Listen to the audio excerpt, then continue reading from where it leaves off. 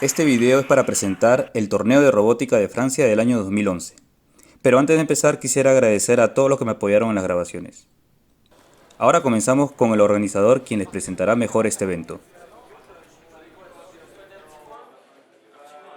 Florent, je suis bénévole pour l'association Planète Science qui organise la Coupe de France de robotique, qui sont au nombre de 55 personnes et qui sont réparties sur différents pôles d'activité. Il y a un pôle d'arbitrage, un pôle ange gardien, un pôle où on s'occupe plutôt des tables, donc c'est l'aspect technique, un pôle d'accueil et puis un pôle média où on rediffuse en direct sur internet et par le moyen d'une télé internet toutes les informations, le résultat des matchs et tout ça tout au long de l'événement qui dure de mercredi jusqu'à samedi, qui dure 4 jours. Okay. L'objectif de l'association Planète Science, c'est de démontrer aux jeunes que les sciences, ça peut être amusant.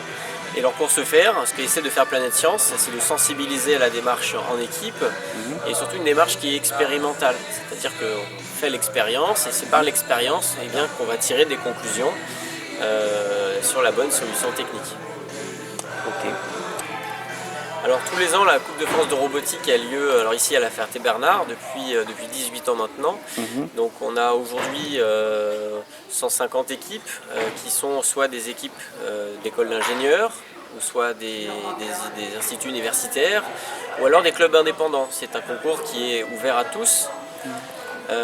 Et donc l'objectif cette année, c'est de jouer aux échecs, puisque tous les ans le thème est renouvelé. Donc là le but du jeu, ça va être de déplacer des objets qui représentent le roi, la reine, sur différentes cases de couleurs, et en fonction de où sont positionnés les objets, ça permet de marquer des points, donc de remporter le match. Alors l'objectif de la rencontre, c'est que des débutants puissent participer, puisque ce sont vraiment les amateurs de robotique qui nous intéressent. Donc les règles du jeu sont écrites de manière à ce que des actions très simples puissent être accomplies pour marquer des points, mais on essaie aussi de rédiger les règles pour que les équipes les plus ambitieuses puissent aussi s'épanouir. Okay. Cette rencontre, il n'y a rien à gagner. Okay.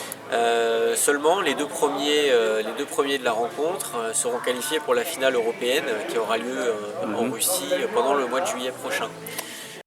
La France aussi envoie une troisième équipe, qui est l'équipe qui sera élue par le jury, c'est-à-dire un jury qui aura identifié soit un robot créatif, soit un robot esthétique, ou soit une originalité, ou bref, un critère qui n'est pas un critère de performance. D'accord, ok. Oh, il y en a beaucoup. Les événements dont on se souvient, c'est quand une équipe vient avec un robot qui n'est pas fait pour gagner, mais qui est fait pour faire quelque chose de très original. Il y a par exemple cette année un robot 1000 pattes avec 24 pattes. Donc ça, c'est des choses dont tout le monde se souvient. Et ce dont on se souvient aussi, c'est qu'on peut parfois avoir sur le même match une école d'ingénieurs et en face une école primaire. Et ça, c'est assez sympa, surtout quand c'est l'école primaire qui remporte la partie. Ça, c'est marquant. Je leur dirais que parfois les sciences donnent l'impression qu'elles ne sont pas accessibles parce que c'est souvent réservé à l'élite. C'est le message que souvent les universités font passer. Et ce que je veux leur dire, c'est que finalement, quand on est passionné et qu'on a envie d'expérimenter, on peut avoir le goût des sciences et finalement arriver aussi bien que d'autres à devenir un bon scientifique par la suite, sans forcément avoir un parcours très universitaire, très élitiste. Alors, la Coupe de France de robotique est co-organisée par la ville de La Ferté-Bernard et l'association Planète Science. Et la Coupe de robotique a aussi lieu pendant toute une semaine dans le contexte du Festival Artec, qui est un festival avec des expositions artistiques, avec des concerts, mais aussi avec des rencontres de robotique, comme l'est la Coupe de France de robotique. Alors, l'organisation de la Coupe de France de robotique, c'est aujourd'hui 50 bénévoles qui sont répartis en différents groupes et qui sont aussi assistés tout au long de l'année par un permanent, un salarié à plein temps, qui est là pour assurer les relations avec la ville organisatrice, la Ferté-Bernard.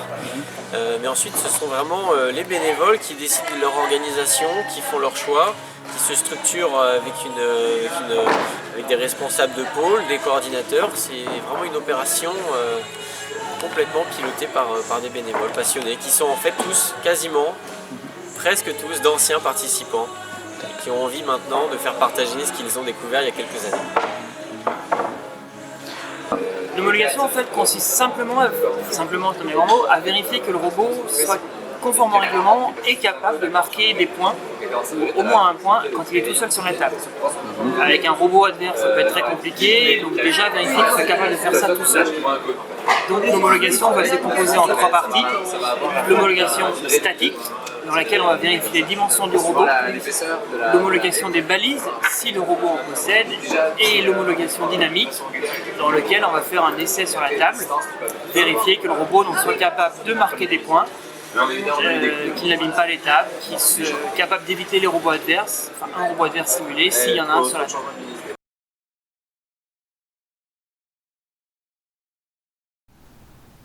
Las reglas del juego son las siguientes. El robot debe desplazar las piezas en un tablero de ajedrez. Como cada año, el partido es un enfrentamiento entre dos robots.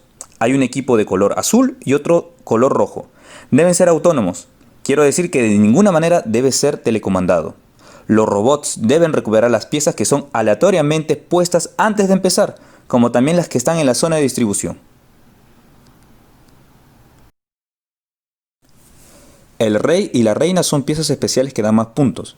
Para marcar los puntos, el robot debe dejar las piezas en la casilla de su color, sea azul o sea rojo. El peón vale 10 puntos, la reina vale 20 puntos y el rey vale 30 puntos.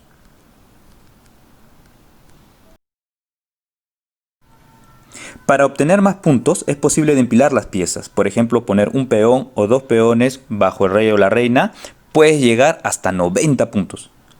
Si logras ver los puntos negros en las casillas, esos son los puntos bonus. Quiere decir que si las piezas las desplazas hasta ese punto, tendrás puntos suplementarios a favor.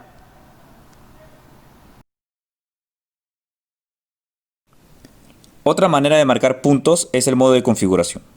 Si el robot logra atrapar un peón y lo coloca encima de otro, justo en la zona de inicio tienes 50 puntos suplementarios. Todos los puntos son contados al final de 90 segundos, que es lo que dura el partido. Sigamos al equipo en Sat Robotic que hizo un buen torneo ese año 2011.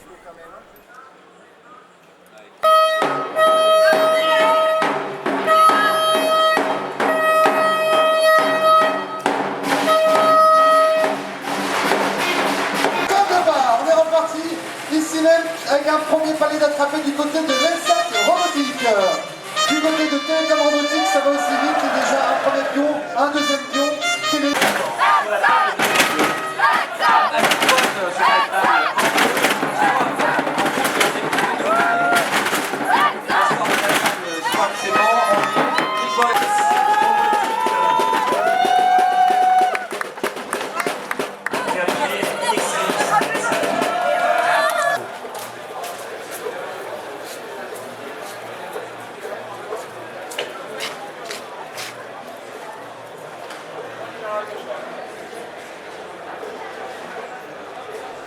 Para la estadía, habían bastantes hoteles alrededor del torneo, de todos los precios. Pero también dentro del gimnasio acondicionaron bastantes camas y podías quedarte por 3,50 € la noche.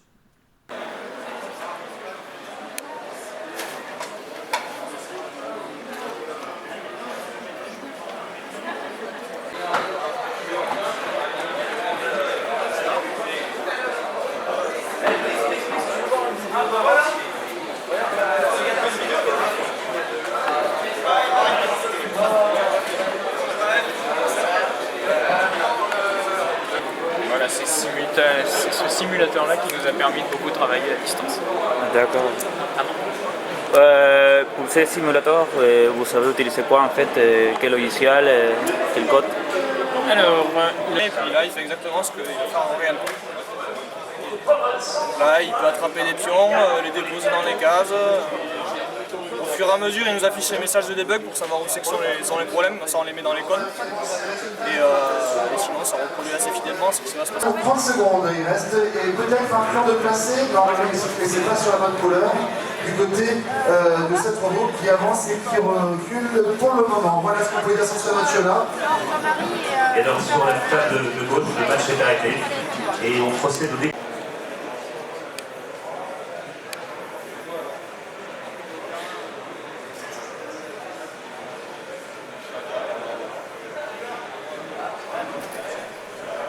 La última noche antes de la ronda final se celebra lo que se llama la Coupe Off, en el cual hay diferentes retos para los robots, como quién da más vueltas sobre su propio eje, un concurso de baile de robots y de carreras. Todo esto en modo festivo y jolgorio.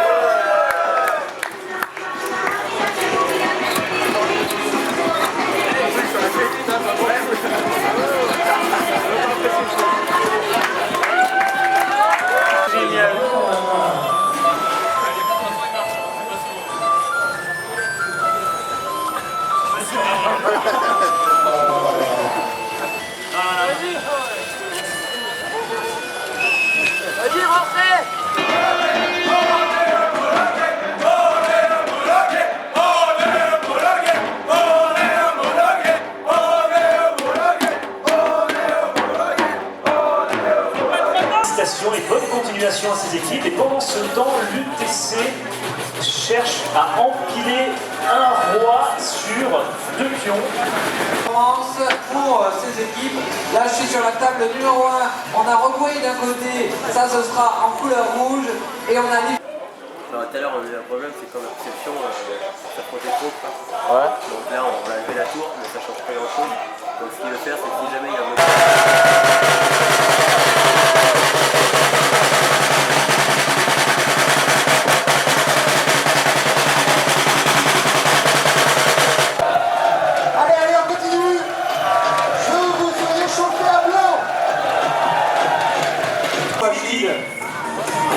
Rachid, je crois que je vais changer. Non, je vais quitter le roi, je vais te rejoindre. Non, je te laisse ton lapin. Merci les mascottes. Bonne chance à toutes les équipes. Ici même, sur la table principale, je vous le rappelle, c'est Picolerbe qui rencontre le CRD pour Chouette robotique. Et Neobot a marqué 10 points et d'un point. Donc on peut dire que Neobot est en train de concourir pour le prix du fair play, c'est ça? En quelque sorte, tout à fait. Un score final de 100.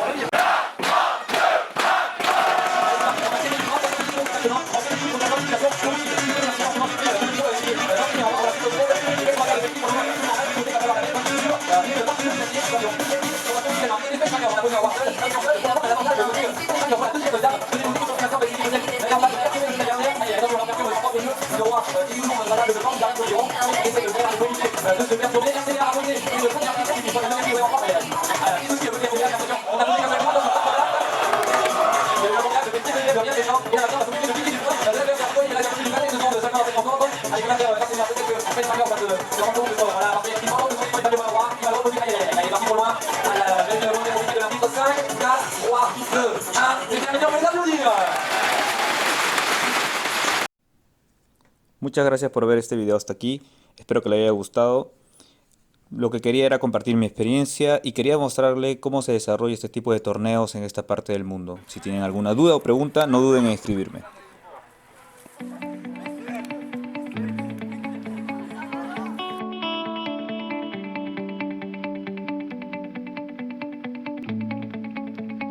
Qu'est-ce qu'on fait du côté arrière? Je suis content. Très content.